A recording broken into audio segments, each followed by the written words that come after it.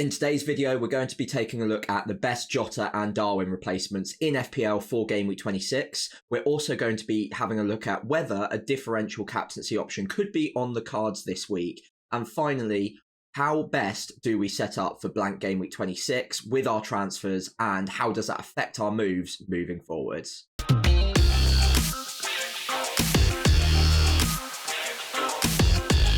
Hey everyone, and welcome back to a new video. I'm Sam, otherwise known as FPL Pricey, and today we're going to help you get set up for Game Week 26, which is one of the first big blanks of the season with 4 teams blanking. That is Chelsea, Tottenham, Liverpool and Luton. For now though, let's take a look at my Game Week 25 score. It was a big double game week, but I think for a lot of us we ended up quite disappointed, mainly because the 2 favourite Liverpool assets, or the 2 most heavily owned Liverpool assets, went off within 45 minutes in the first fixture. They did both return though, so Jota and Darwin at least got some points for us, but very frustrating overall. The second reason it was frustrating is because a lot of us used our triple captains, me included. Only 30 points from 10 points, obviously tripled for Erling Haaland, 1 goal across the double. And when you look at the underlying data that he achieved and the amount of shots he took over those 2 fixtures, it was fairly unfortunate that we didn't get more from it. However, these things happen in FPL. You do play on that variance, and it's hardly the worst triple captaincy score I've ever had. So I think if you were playing FPL 3 or 4 seasons ago, you remember the very popular Sadio Mane triple captain where he went off after 15 minutes of a double for 1 point. So it does get worse. 10 points is not ideal, but we take it. And a little green arrow for me going up to 238k. I was hoping for more, considering I was using a chip, but things didn't really fall for us this week. And that happens. It doesn't mean all double game weeks aren't worth chasing, but it is worth noting that 2 of my highest scorers this week, Saka and Watkins, both had single game weeks. So I was very, very hesitant to sell either of them. I completely understand if you were one of the managers who did, by the way. It's not a judgment against what you did. It's just that Saka and Watkins, in my view, had good game weeks. I didn't want to get rid of them, especially in my case, probably for a hit, for players that I probably only wanted for 1 or 2 weeks anyway. So in my case, I kept Saka, I kept Watkins, combined for 28 points. Very, very happy that the single game week has saved the day for me a little bit and made sure I achieved that small green arrow. So I wanted to take a very quick look at my team and how it's set up ahead of my transfers being made. And I think it's really important to look at it this way because it shows what issues need sorting. And you might well be in a similar position. So in my team, I've got 10 starters at the moment, although the way I've set this up is with Taylor still on the bench against Crystal Palace away from home. If I brought him into my starting lineup, I've got 10 and 2 free transfers. So on paper, probably not the worst situation to be in. Because I've got the 2 frees, I can quite easily maneuver some of the injured players or the players who just simply don't have a fixture this week and make sure that I've got a starting 11. However, I think it does get a little bit more complicated when you look at some of the players that I have within my starting 11 at the moment. So Ake being number 1, rotated for the first time in quite a while in Game Week 25, and obviously only got 2 points across the double. Very disappointing, but you'd expect him to come back in against Bournemouth. He is usually in their strongest 11. However, it is worth noting that Akanji did play well, so who knows? Maybe he's done enough to keep his position at left back and Ake will be benched again. That gives me enough reason to think that I need a little bit of cover.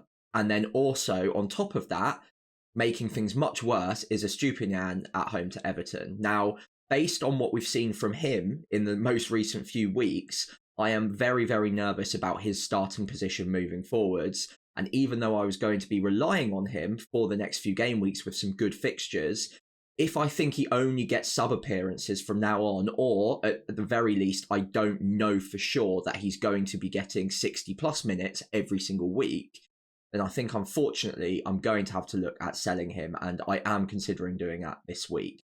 Elsewhere, Jota and Darwin are probably going to be pretty easy sales for me, and I've got plans and options on which players to bring in for both of them. So let's not waste any time. Let's have a look at the top transfer targets ahead of Game Week 26 in my team. Okay, so as always, I put together a little top five, and to be honest, it was quite difficult this week because there are other options on the table. However, narrowing it down for time, mainly more than anything else, Hwang Hee-chan probably comes out on top for me as it stands. Even though he doesn't have a fixture in game week 29 confirmed just yet, it might still happen. But I think the next three fixtures against Sheffield United, Newcastle, and Fulham are just too good to ignore right now. So I'd love some Wolves midfield coverage. The same can be said for Pedro Neto and Sarabia as well, who I really like as an ultra differential. But Hwang Hee-chan just carries that additional goal threat. I believe, based on a lot of Wolves experts that I've been following in the community for the last 6 or 7 days, that he is most likely to be taking the pens in the future as well. And based on the form he's been in across the season, 10 goals, 3 assists, good underlying data, and great fixtures, he probably comes out on top for me. If you wanted a safer option and you didn't want to free hit in game week 29, then another player on penalties, 90 minutes, nailed on, not bad underlying data and set pieces, Douglas Luiz could be a really good secondary option at around the same price.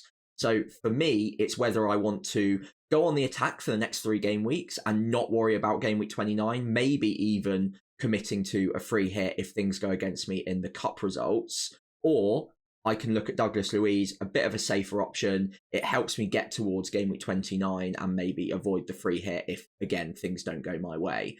So 1 or 2 are going to be a either or situation. Beyond that, number 3 is Dominic Solanke. Now, the reason he's not top, he probably would be if I was recording this ahead of game week 27. But this week, because it's Man City at home, probably not the ideal time to be hopping on. Rasmus Højlund makes number 5, by the way, and I think if you wanted a 1-week punt, Rasmus Højlund up front would be the one to go for. In red-hot form at the moment, good fixture this week as well.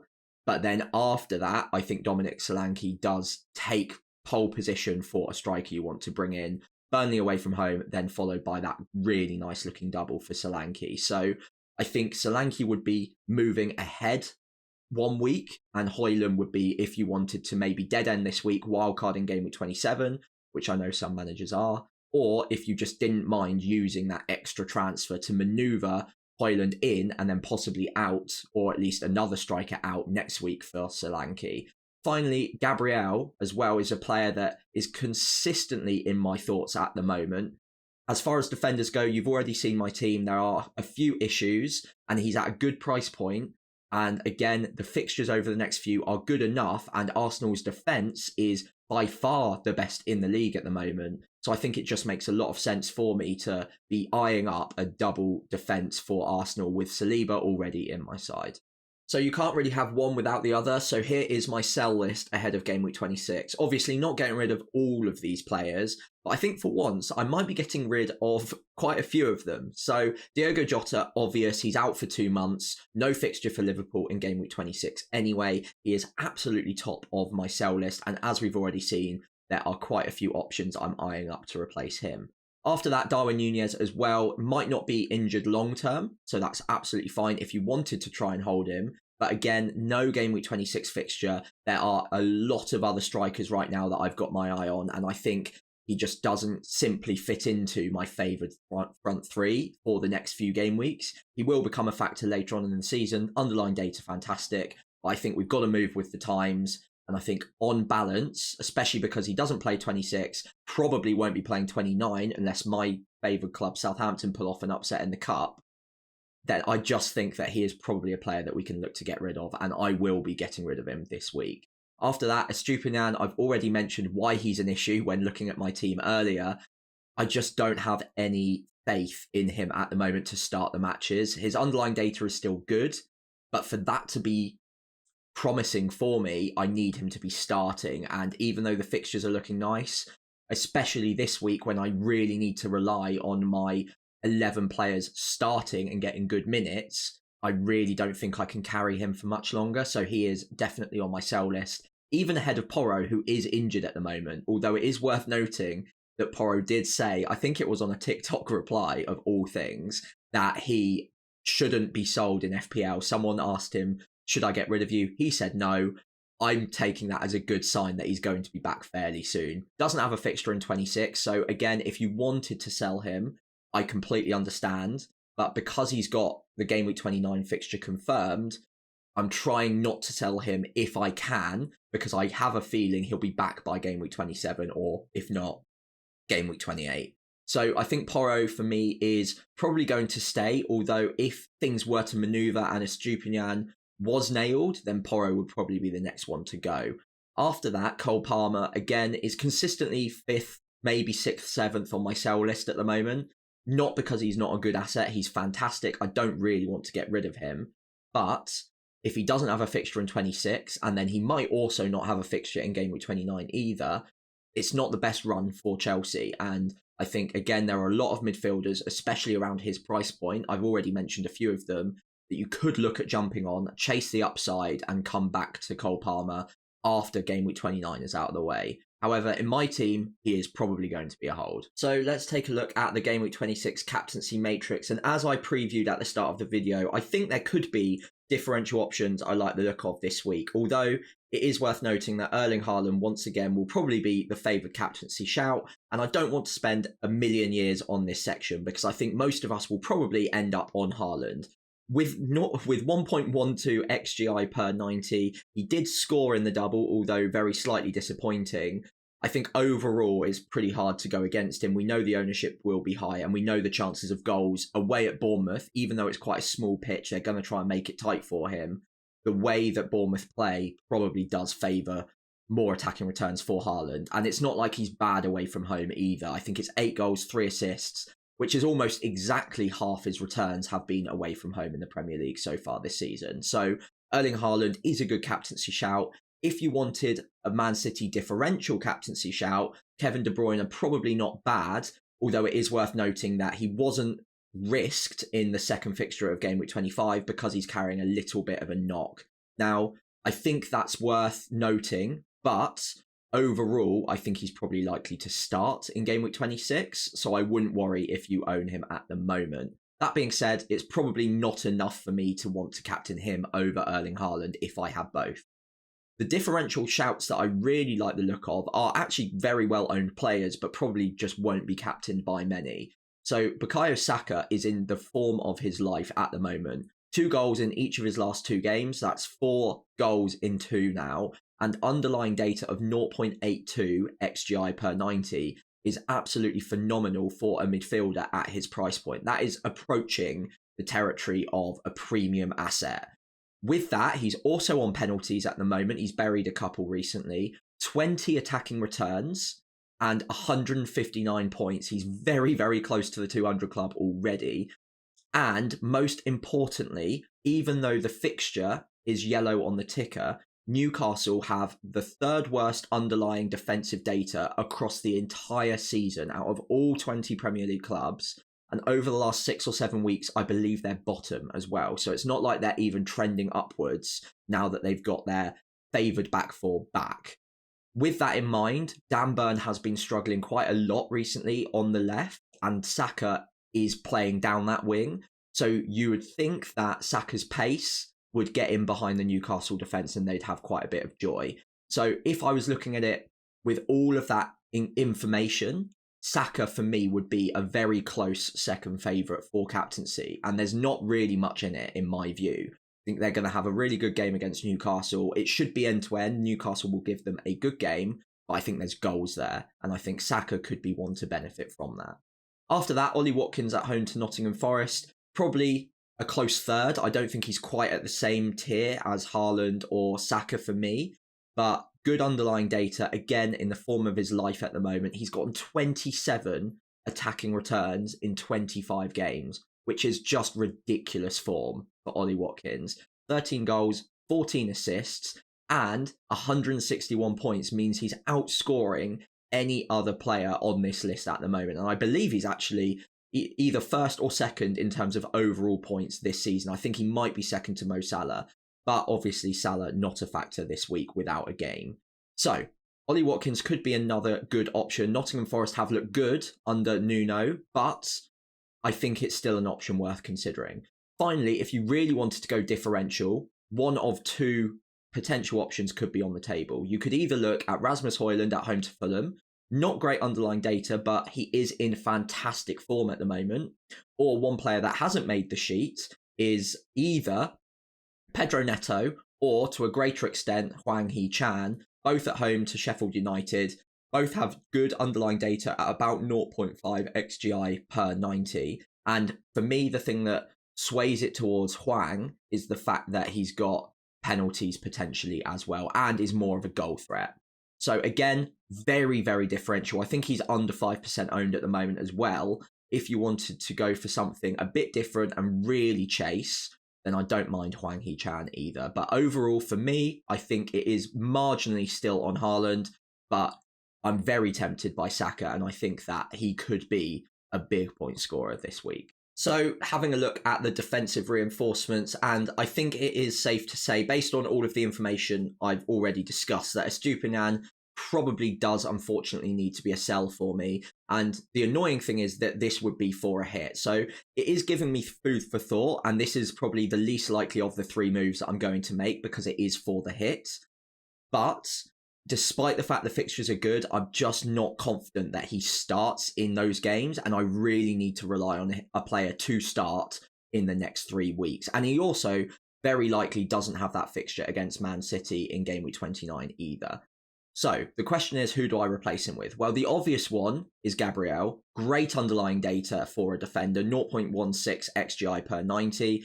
Most of that is goal threat, and as we've seen, he's a fantastic threat from those corners, from those set pieces, and good fixtures for the next 3. Newcastle at home, who, to be fair, probably have a good chance of scoring, but if any team are going to keep them out, Arsenal's defensive data suggests that they are the team to do it.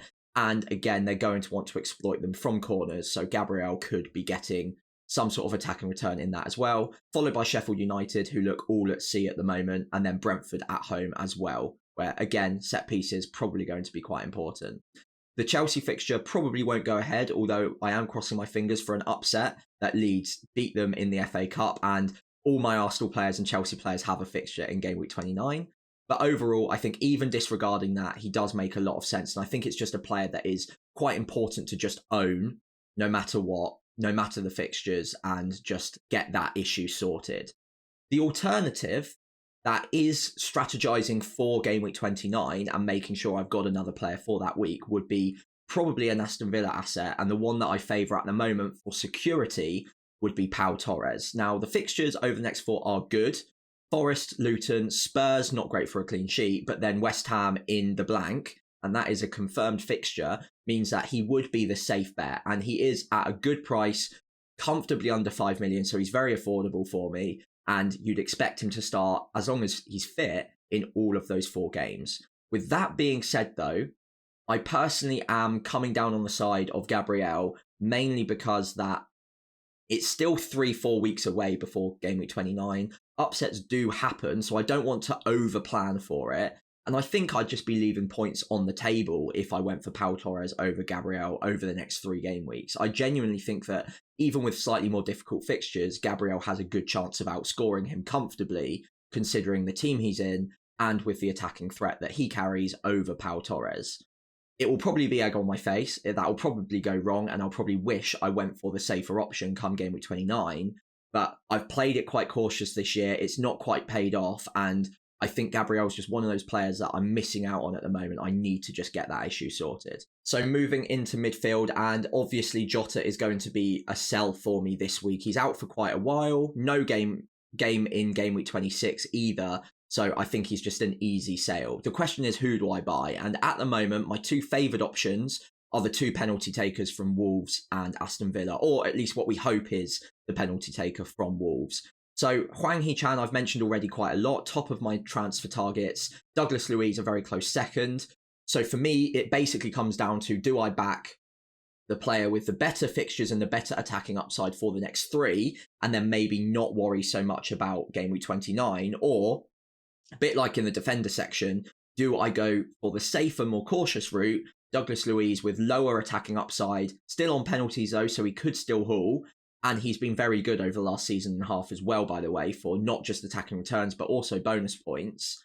But good fixtures as well. Not quite as good for attacking returns, I wouldn't say, as Wolves, but still very, very good, and that guaranteed fixture in game week 29.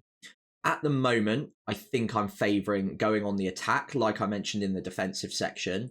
I think Hwang Hee-chan with 0.5 XGI per 90 being supplied by a very informed Pedro Neto, who is also a very good differential, by the way. But I just think Hwang, with the added goal threat and the fact that he's getting that supply from the likes of Neto, actually just favours him even more. So I think for me right now, I'm favouring Hwang. Although if you're out there and you're looking at setting up for game week 29 and you wanted to go safe, I'd probably go for Douglas Luiz, and I would pick him over Leon Bailey at the moment just for what it's worth. Mainly because I just want that guarantee of minutes. The underlying data is still not bad, and Bailey, for my money as well, even though he's starting most weeks, I'd still be slightly worried about rotation. And even when he starts, he usually only gets 70, 80 minutes absolute max anyway. So I think these are my two favourites right now. And out of the two, I'm probably favouring Hwang Hee-chan. So finally, up front for me, another transfer I'm almost nailed on to make this week is Darwin to Solanke. And I did consider maybe moving early on Rasmus Højlund, make a 1 week play on Højlund and hope that it pays off. But the amount of transfers I've worked out that I probably need to make over the next few game weeks means that an extra -4, especially when I'm not that confident it pays off, is going to be worth it. And I think Darwin to Solanke just makes a lot of sense for pre-planning. Obviously, Man City is not a good fixture to be hopping onto. I'm not expecting anything, although he is a talismanic forward. They will get breakaway chances, and Man City have a bit of an annoying knack at the moment of conceding one a game. And if that one is Solanke, then it's going to pay off. With that in mind, though, Man City is not the fixture I'm attacking here. It's the fact that I can get him in early and sort out a transfer for free ahead of Burnley and that double of Sheffield United and Luton. It means that I'm not going to get priced out. I'm not going to have to worry about his price moving up as we get to those really good fixtures. And I've just got a sneaky feeling that it wouldn't be the worst move this week either. So overall, I think this is fairly simple. I would understand if you've been tempted by Rasmus Højlund. He's in fantastic form. And as a 1 week punt, I would really understand it. But for me, my favoured front three at the moment would be Solanke, Watkins and Haaland. And if you're missing any one of those, I think those three probably take precedent at the moment as forward transfers. So let's wrap up this video by looking at how those transfers would affect my game week 26 starting 11. And this is what it would look like. And genuinely, I think it looks really strong. So double Arsenal defence with Gabriel in situ alongside Saliba. Ake, I'm hoping for a start, but because I've got Charlie Taylor on the bench, it's not the end of the world if he doesn't get any minutes for whatever reason. Although for what it's worth, I think he will start. In midfield, the vice-captaincy is on Saka. It is going to be a close call, but I think I'll probably just about favour Erling Haaland. I think overall, he is probably still just about the better option, but I do like Saka as a differential option. Garnacho comes into my starting lineup for the first time in a while. Hopefully, he continues getting the same points that he has been on my bench recently. And Hee-chan as well against Sheffield United at home looks really nice for this week. Foden, again, away at Bournemouth. I'm always going to be worried about Man City rotation, but I think he's so important to the way they play that hopefully he starts again. But once again, like I mentioned, I've got that little bit of extra coverage over a lot of other managers this week if I did make those moves. After that, up front, that is looking like my favoured front three for the next few weeks now. Obviously, Man City at home for Solanke isn't ideal this week, especially when I've got a Man City defender. But I think long-term, it's going to be a worthwhile play just to get sorted. Haaland with the armband, I've already discussed that. And Watkins at home to Nottingham Forest. I think that makes up a pretty strong front three. Overall, really happy with how this lineup is looking. I think the weak point is probably Leno in goal, but he's going to be a weak point for quite a few weeks now, so I'm not going to get rid of him ahead of game week 29, where he will actually have a fixture. 6.7 million in the bank means that next week I've got a lot of money to play with for future moves, and I've already got some ideas of what I'm going to do with that money as well. This would be, of course, for a -4 hit, but I think hits will be flying this week, so I'm not too scared of using that, going on the attack this week, getting my team really sorted, and hopefully being able to hide the hit a little bit because so many other managers are taking it. In the meantime, though, hopefully you've enjoyed this video. Let me know what you think of this starting 11. And as always, if you've got any of your own questions ahead of the deadline, leave them in the comments below and I'll be happy to answer them. As well, if you could leave a like and subscribe to the channel, that would be incredibly appreciated. I'm closing in on 1,000 subscribers. I'd love to get there before the end of the season, so your support is truly appreciated. However, for now, I'll leave you with a good luck message for Game Week 26. I hope your arrows are green, and I'll see you on the other side as we start preparing for Game Week 27.